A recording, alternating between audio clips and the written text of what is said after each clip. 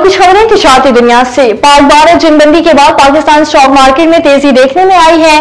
कारोबारी हफ्ते के पहले रोज कारोबार के आगाज पर ही स्टॉक एक्सचेंज में जबरदस्त तेजी रिकॉर्ड की गई।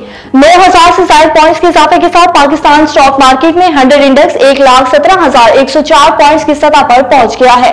रिकॉर्ड तेजी के बाद पाकिस्तान स्टॉक एक्सचेंज में कारोबार 1 घंटे के लिए रोक दिया गया। इंतजामिया के SEO के मुताबिक स्टॉक मार्केट में 8.48% की रिकॉर्ड तेजी से कारोबार 1 घंटे के लिए मुअत्तल हुआ। 100 इंडेक्स 9,475 पॉइंट्स इजाफे से 1,16,650 पॉइंट्स की हद पर मुअत्तल हुआ है।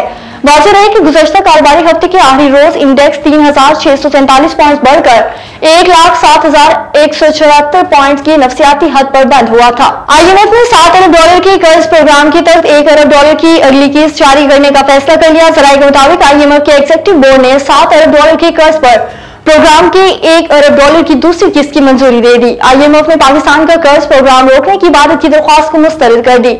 IMF एलामिया के मुताबिक पाकिस्तान ने कर्ज प्रोग्राम पर सख्ती से अमल दरामद किया।